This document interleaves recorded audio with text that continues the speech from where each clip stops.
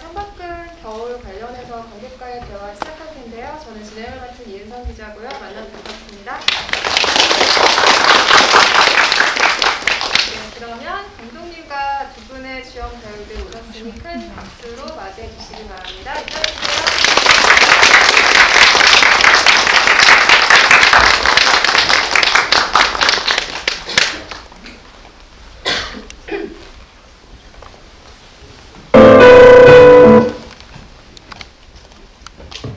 마이크가 오기 전까지는 좀 큰 목소리로 얘기를 나눠야겠죠? 오늘 오신 관객 여러분께 인사 한 말씀씩 부탁드리겠습니다. 감독님부터 부탁드릴게요. 안녕하세요. 저는 창밖은 겨울 연출한 이상지인이라고 합니다. 반갑습니다. 네, 안녕하세요. 영예 역의 배우 한성아입니다. 네, 안녕하세요. 공서구 역할의 곽민규입니다. 만나서 반갑습니다. 전주국제영화제에서 영화 미리 보신 분들도 계실 것 같고 오늘 이 영화 처음 보신 분들도 계실 것 같은데요. 아직은 그래도 겨울의 기운이 조금 남아있는 시기에 영화가 다시 한번 상영이 될 수 있어서 계절감이 참 잘 맞는 영화 한 편이 오신 분을 보신 것 같고요. 일단 영화를 보시고 나서 궁금하신 점들을 생각하시는 동안 제가 게스트분들과 대화를 일단 미리 나눌 테니 질문 있으신 분은 질의 후반에 손을 들어주시면 질문을 드리겠습니다.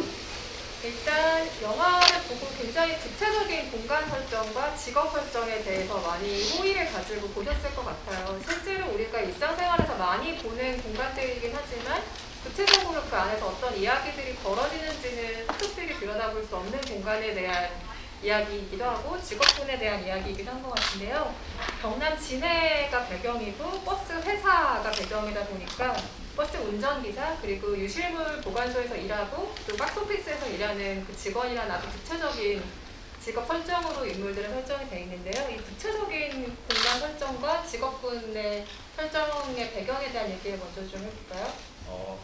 일단 진해가 이제 제가 태어나고 자란 공간이에요. 그래서 진해에서 일어나는 이야기를 먼저 생각을 했었고, 그리고 제일 처음에 이제 유실물 보관소가 제일 처음 생각이었어요. 거기서부터 이야기가 시작이 돼서 유실물 보관소가 있는 곳은 어딜까? 그런 사람들이 오가는 터미널 같은 공간이면 그게 있을 것이고, 그래서 이제 터미널과 그런 이제 진해에 있는 터미널, 유실물 보관소 이 공간들을 설정해서 그랬었고 영화 찍었던 그러면 누군가 물건을 잃어버리는 사람이 있고 그 물건을 보관하는 사람이 있고 찾으려는 사람이 있고 이 설정 자체가 굉장히 중요했던 셈이네요. 왜 그게 이렇게 중요하셨던 것 같아요? 이야기를 쓰는 시점에는? 그때 당시에는 그 유실물 보관소에 있는 그 유실물들은 사실 잃어버려서 있는 거잖아요, 사람들이. 근데 그게 사실 저는 영예랑 비슷한 생각이었는데 사실 버려진 게 아닐까? 사람들이 이거 찾기 싫어서 잃어버리면 자꾸 이렇게 하는 게 아닐까? 근데 이제 그렇게 사람들이 오가는 이제 그곳에서 그 생각을 했었던 거예요. 이야기와 조금 더 연결을 시켜보자면 아마 여기에 주인공들은 각자 다 좀 잃어버린 척하고 싶은 마음들이 있는 사람들이기 때문에 그 유실물 보관소라는 배경이 글을 쓰시면서 조금 더 은연중에 떠오른 배경이 아니었을까라고 생각하고요. 인물들이 가지고 있는 그 후회라든지 미련이라든지 무엇이라고 불러도 좋을 그 감정들에 대해서는 조금 구체적으로 후에 이야기를 나눠보도록 하고요. 영화에서 중요한 매개가 되는 게 MP3인데 여기에는 MP3를 사용해 보신 분도 계시고 도대체 저 물건이 무엇이냐라고 생각하실 분들도 아마 계실 테죠. 또 좀 MP3 자체도 그렇고 영화가 좀 트렌디한 무언가와는 감성이 조금 벗어나 있는 이야기이기도 하죠. 그러니까 좀 사라지는 것들에 대한 향수를 오히려 조금 더 집중하는 영화라고 해야 될까요? 근데 이 정서가 배우들에게는 어떻게 다가갔을지 궁금해요. 굉장히 잘 맞는 정서라고 생각했을 수도 있고 조금은 어색한 정서라고 생각했을 수도 있을 것 같거든요. 또 배우분들은 어떠셨어요? 저 같은 경우에는 MP3 세대이거든요. 그래서 시나리오를 받아봤을 때 되게 반가웠어요. 제가 제 나이 때 공감을 할 수 있는 시나리오 글이라고 생각을 해서, 그리고 서구의 나이에 대해서 구체적인 설정 같은 것도 이제 감독님이랑 이야기를 했었을 때 그때 당시에 제 나이, 영화를 작업했었을 때 제 나이에서 이제 좀 더 나이가 먹으면 이런 역할을 할 수 없을 것 같다는 생각도 하게 됐었고, 그래서 되게 귀한 시나리오다라는 생각에 MP3도 그렇고 진해라는 그 공간의 설정 같은 것도 그렇고, 그 진해라는 곳에 가보시면 알겠지만 되게 어떻게 이렇게 얘기하면 진해한테 좀 실례일 수도 있는데요. 약간 옛것이 많이 남아있어요. 맞아. 예, 그런 분위기나 정서 같은 것들이 배우로서 이렇게 역할에 몰입할 수 있게끔 많이 도와줬고, 또 버스 기사라는 멜트 있는 것도 그랬던 것 같아요. 네, 저 같은 경우는요. 네, 저도 시나리오 처음 읽었을 때 그 정서가 굉장히 좋았어요. 잔잔한 정서가. 왜냐면 실제로 저는 제가 지금까지 해왔던 작품이나 역할들을 보면 굉장히 화려하거나 좀 일상적인 역할보다는 조금 더 극에서 좀 캐릭터적인 역할들을 해왔어서 이렇게 되게 조용한 곳에서 조용하게 지내는 그 영애라는 인물이 저한테는 굉장히 편안했고, 마치 그냥 잔잔한 호수에 돌멩이 하나 던져진 것 같죠? 저는 그게 잔잔한 호수고 서구가 저한테 돌멩이 같은 존재인 거죠. 그래서 그런 그냥 잔잔한 작은 울림이 뭔가 매력이 있었던 것 같아요. 네, 그러니까 그냥 혼자 있을 때 제가 아는 제 모습을, 감사합니다.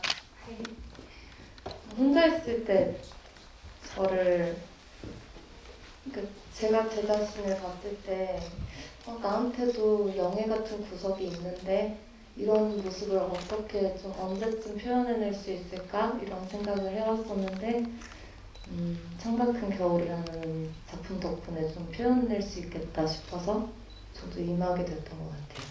네. 안 그래도 반가운 제안이었을 것 같다는 생각을 하면서 영화를 보고 있었는데 마이크가 있으니까 세상 좋네요. 너무 좋습니다. 그런 줄이야. 촬영 시기를 생각해보면 2019년이잖아요. 각자 배우들이 그 당시에 갖고 있던 어떤 고민이나 혹은 뭐 두려움이나 앞으로 내가 어떤 작품을 해나가야 할까라는 생각들을 할 때 어떤 작품을 만나느냐에 따라 이 작품에 대한 마음이 굉장히 달라지기도 하는 것 같거든요. 두 배우분들은 이 작품을 만났던 시기를 생각해보면 어떤 것들을 좀 갈망하고 있었고, 혹은 어떤 작품이 내게 오기를 좀 기대하고 있었고, 혹은 배우로서 본인이 가장 가지고 있던 좀 두려움이랄지, 앞으로 어떤 작품을 만나야 할까라는 고민이랄지, 어떻게 이 작품에 연결이 좀 된 것 같으세요? 좀 궁금하네요. 실은 지금도 진짜 한결 좋은데요. 실은 지금도 그렇고 그때도 그렇고 제가 배우로서 가지고 있는 특징상 서구 같은 류의 군고구마 남 역할을 조금 많이 했었거든요. 근데 그 캐릭터에 대한 고민을 계속 하게 되는 것 같아요. 그러니까 비슷한 모습을 계속 보여주면 관객들이 약간 지루해하시면 어떡하지? 근데 창밖은 겨울은 제가 찍었던 영화들 중에서도 되게 유난히 애착이 많이 가는 영화예요.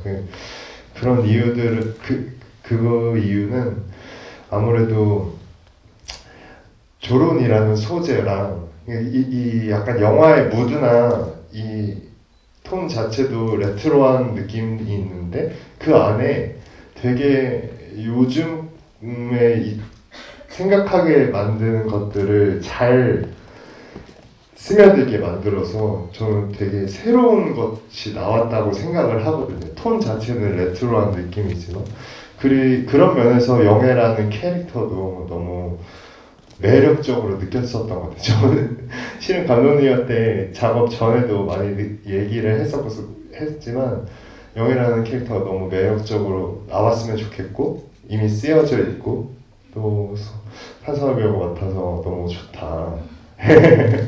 예, 그래서 영화를 보고 나서도 그런 것들이 물씬 다 잘 살아나서 예, 굉장히 매력적인 레트로 현대 믹싱 예, 재밌는 영화다라고 생각했어요. 예.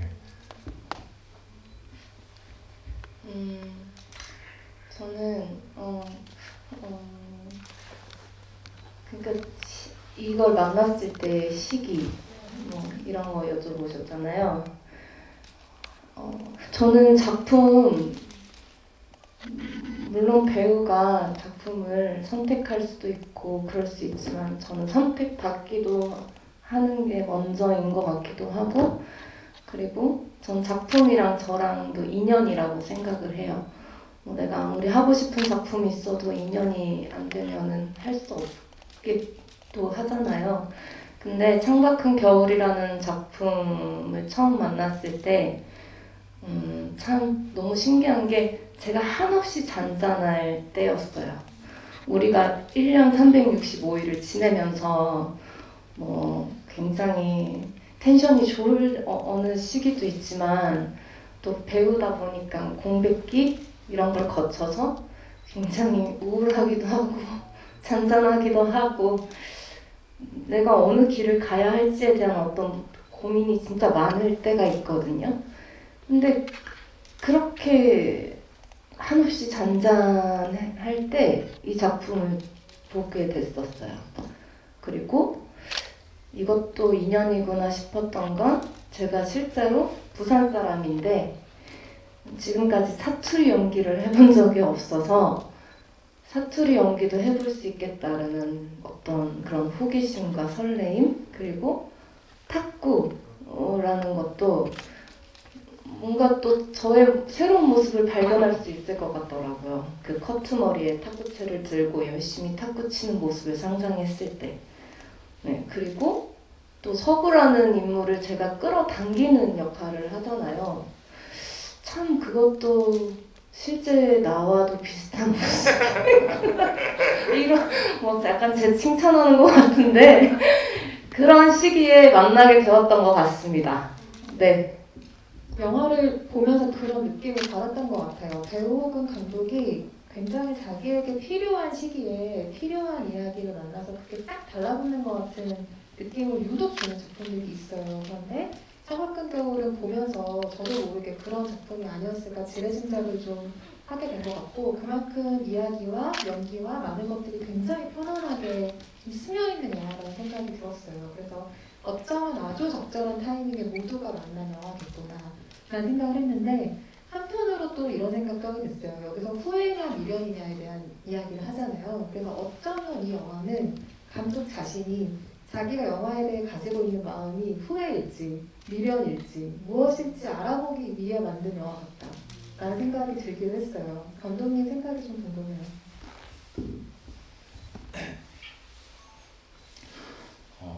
저 영화를 만들 시기가 이제 제가 서울에서 있다가 그리고 고향으로 내려가야 돼 고향으로 한 1년 정도 내려와 있었을 때였거든요.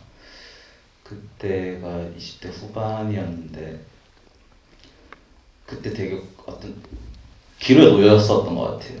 그 진해에 있으면 뭔가 영화 일을 할 수 없고 영화 만들기 되게 어려운 상황이고 앞으로 어떻게 해야 되지? 영화를 계속 할 수 있는 건가? 내가 다시 서울에 와서 작업을 해야 되는 건가?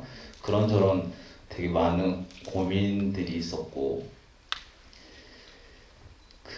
그러다 보니까 사람도 잘 안 만나게 되고 계속 그런 어떤 그래도 내가 영화 일을 이렇게 영화 만들고 있는데 장편 영화는 한 편 찍고 이제 그만둬야 되는 게 아닐까 이런 생각도 하면서 그 마음들이 그 영화에 좀 녹여든 것 같아요. 그 주제가 배우들에게는 어떻게 다가갔는지 좀 궁금해요. 여기서 그 대사를 하잖아요, 영애가. 근데 그게 관련돼서 두 캐릭터를 해석을 해보면 후회나 미련이 남아있는 사람들의 이야기이긴 한데 차이점이라면 서구 같은 경우는 그게 뭔지 확인하기를 되게 두려워하는 타입의 사람이고, 그래서 이걸 좀 밀어놓는 사람이고, 영애 같은 경우는 그거를 확인해보고 싶어하는 성격이기 때문에 서구에게도 그렇게 다가갈 수 있고 탁구도 그렇게 대하고 있다고 생각하거든요. 그러니까 그 후회와 미련에 대한 이 두 캐릭터가 가진 입장 차이가 완전히 다르다고 생각하는데, 두 배우는 그걸 어떻게 캐릭터로 해석을 하고 있는지 궁금하고요.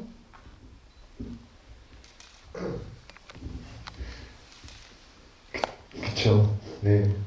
제가 영화를 보면서도 답답하다고 느껴졌거든요.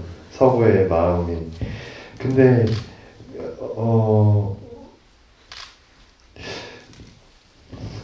그 여러 가지 이야기를 나눴을 때 감독님과 배우님과 굉장히 주변 사람들에게 자기로 인해 폐가 되는 행동을 엄청 극도로 싫어하는 사람이면 이렇게 답답해질 수 있겠다라는 생각을 했었었고,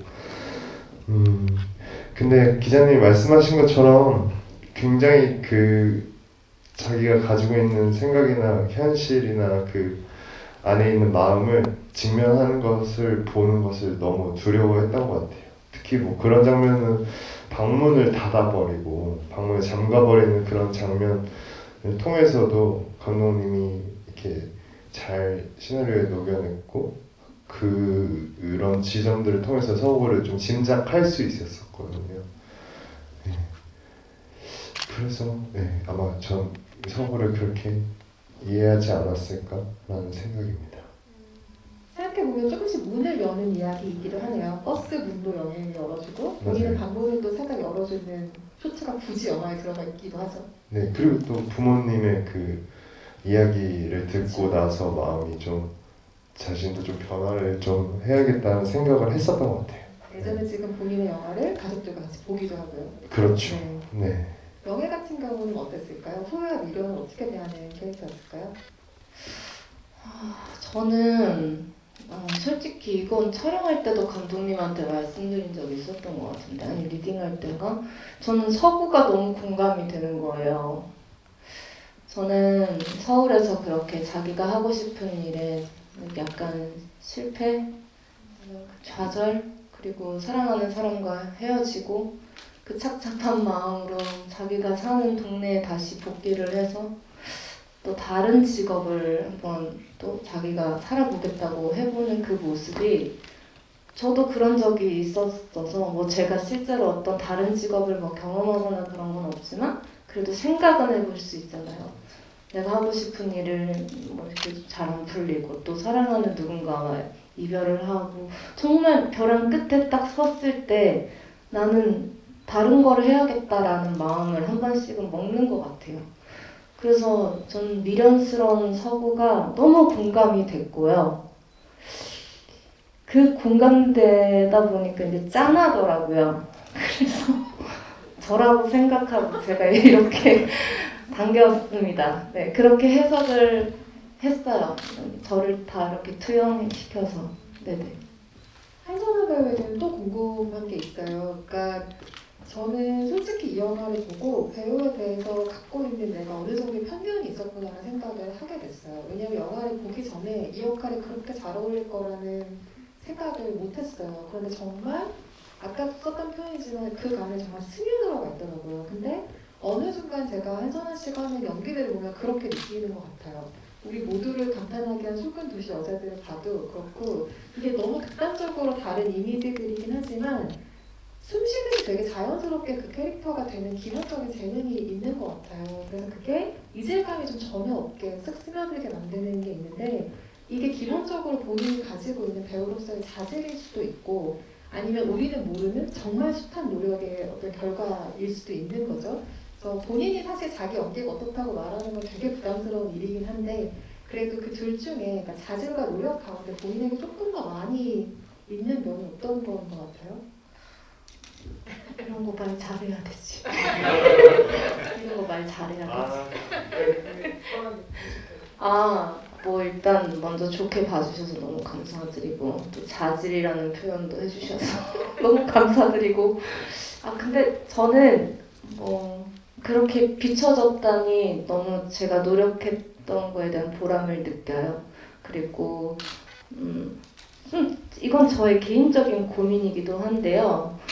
되게 센 역할도 제가 좀 뭐 어떤 분위기나 이런 것들 꾸며놨을 때 잘 어울리기도 하고, 또 어떨 때는 진짜 평범한 것도 또 잘 어울리는 것 같고 해서 뭐 하나 특출나게 하나를 딱 잘하거나 뭐 이게 탁 그게 없는 것 같아요. 그래서 저는 그게 개인적으로 고민이기도 했었거든요.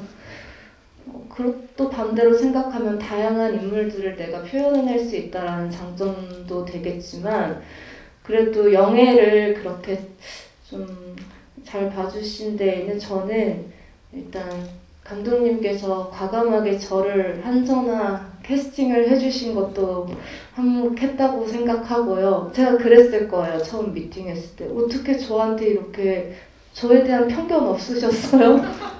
왜냐면 드라마를 많이 했다 보니까, 그리고 옛날에도 활동을 오래 했었다 보니까 저는 그런 선입견이 많은 분들한테 있을 거라 생각했는데, 그걸 무릅쓰고 이런 잔잔한 역할을 저한테 주셨길래 너무너무 반가웠어요. 진짜 내가 해보고 싶었던, 뭐 예를 들면 김종관 감독님의 더 테이블과 뭐 최악의 하루 이런 작품들, 좋은 작품들, 그런 진짜 나도 저런 작품, 저런 무드에, 저런 분위기에 나도 들고 싶다 항상 생각했었는데, 감독님한테 감사하더라고요. 그래서 처음 미팅할 때 아마 그 얘기를 드렸고, 늘 바래왔던 어떤 작품이고 이야기였어서 제가 더 잘 해보려고 했던 마음도 있었던 것 같고, 그리고 또 사투리도 한몫을 했던 것 같습니다. 제가 사투리로 연기를 해본 적이 없어서 다른 어떤 언어를 쓰면 또 그 인물이 달라 보이잖아요. 저는 또 그 도움을 받지 않았나, 네, 그런 생각도 듭니다.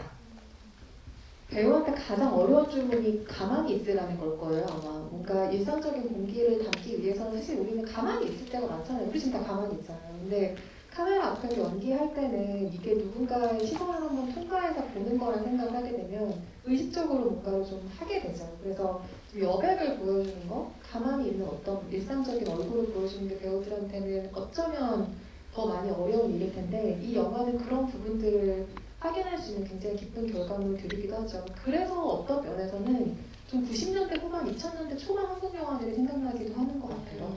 예를 들면 그 영화들의 최고봉에 있는 8월의 크리스마스 같은 그런 일상적인 여백이 있는 영화들이 생각나기도 하죠. 감독님 지금 웃으신 거죠?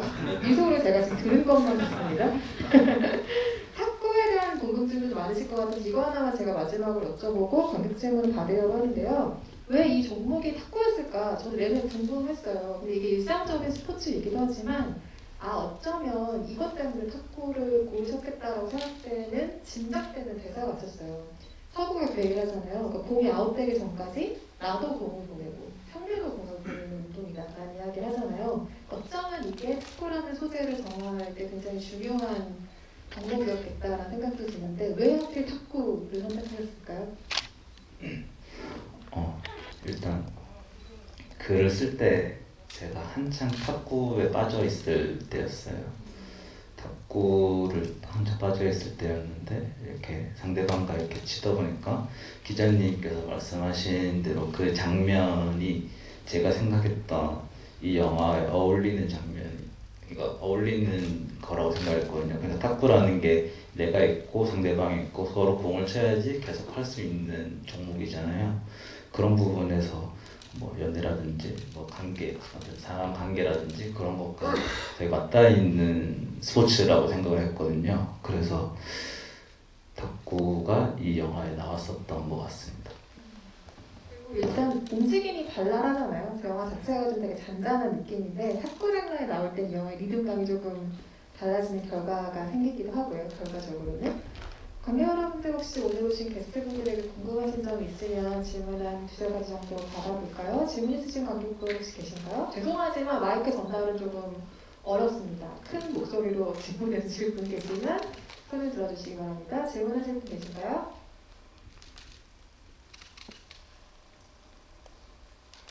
네, 저희 질문했군요. 제목이 창밖은 겨울인데 혹시 제목이 나타내는 특별한 의미가 있을까요?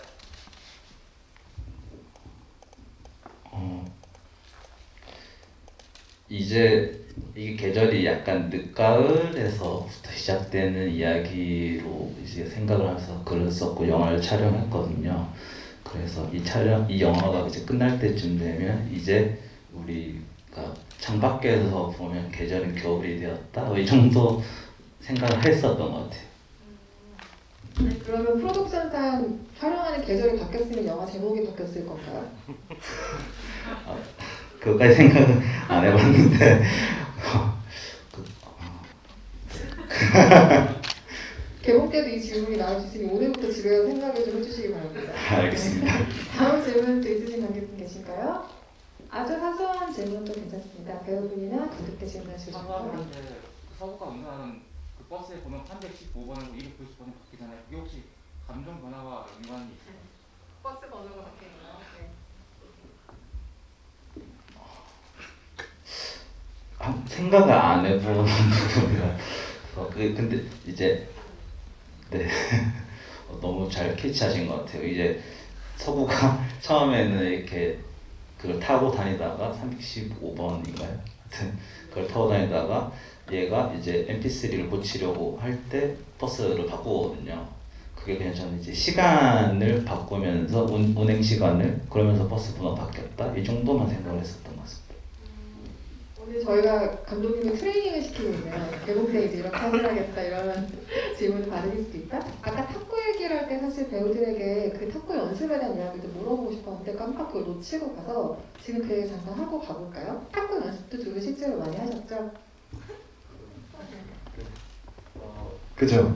그 프로덕션 기간 때, 프리프로덕션 기간 때 제작팀에서 저희한테 탁구 레슨을 시켜주셨어요. 그래서 근데 이 탁구라는 스포츠도 이렇게 단기간에 실력이 확 향상하기는 어려운 스포츠다 라는 제 핑계를 하기도 하지만 그래도 단기간에 그 좀 폼이나 이렇게 교정을 딱 받으면은 그 확실히 실력이 좀 늘기도 하더라고요. 예.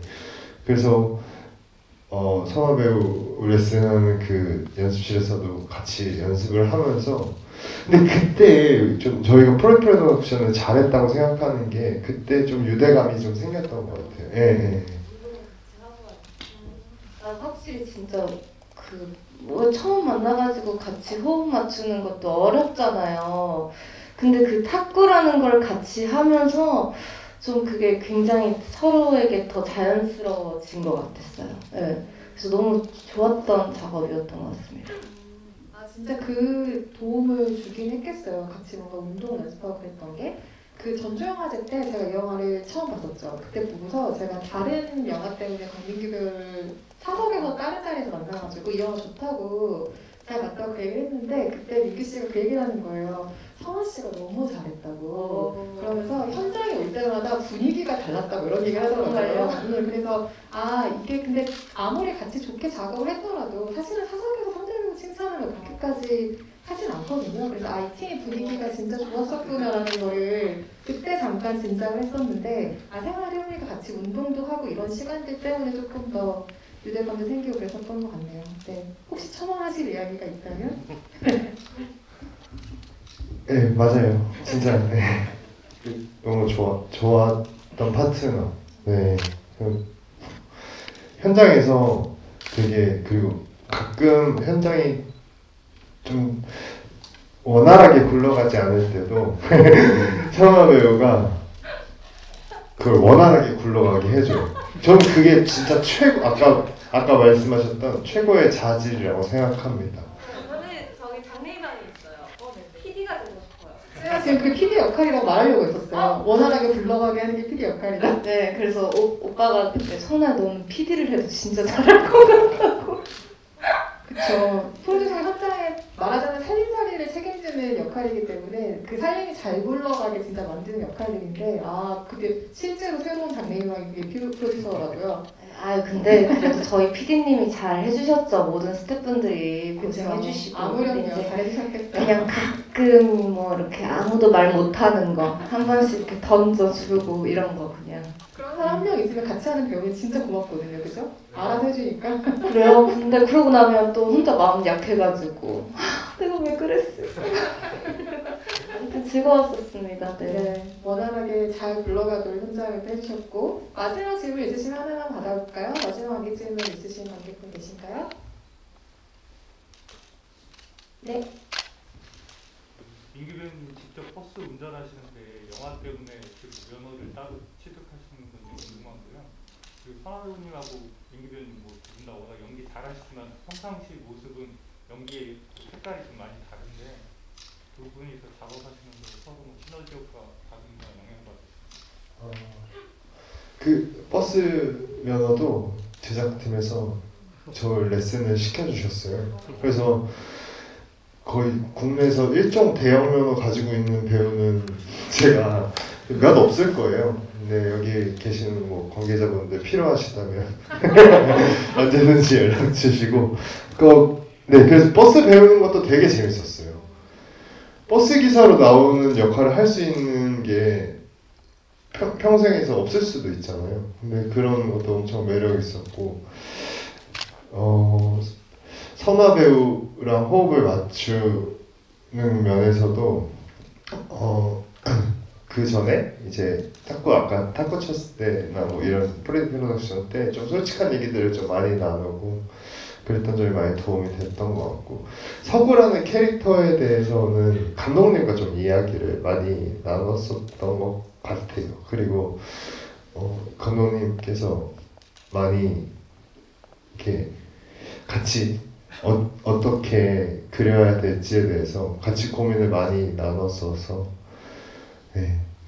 그 영애랑 나오는 장면도 매력 뭐 전체적으로 너무 좋지만 저는 갑자기 전 애인과 나오는 그 장면 죄송합니다. 제가 영어 기억을 못해가지고. 맞아요. 수영 아유 너무 굉장한 해석이. 예, 그 장면도 너무 좋아하거든요. 그 장면 찍을 때도 감독님이랑 이야기 많이 나눴었고, 네, 그랬습니다.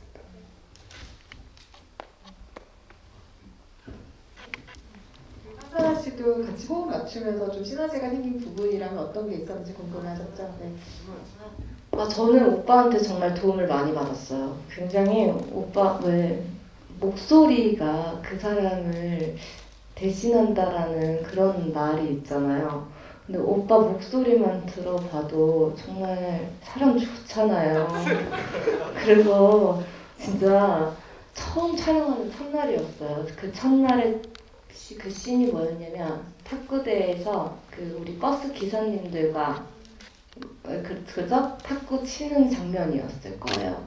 근데 그때 제가 해석했던 대로 연기를 했는데 오빠가 저한테 좋은 아이디어를 귓속말로 주셨었거든요. 근데 그게 너무 감사했던 게 어느 현장이나 어느 배우들이랑 이렇게 작업을 하면 사람이 다 다르니까 환경도 다르고 그 말을 하는 게 조심스러워서 말 못할 수도 있고 또 그럴 수 있잖아요. 근데 저는 되려 그런 걸 해주시는 게 좋거든요.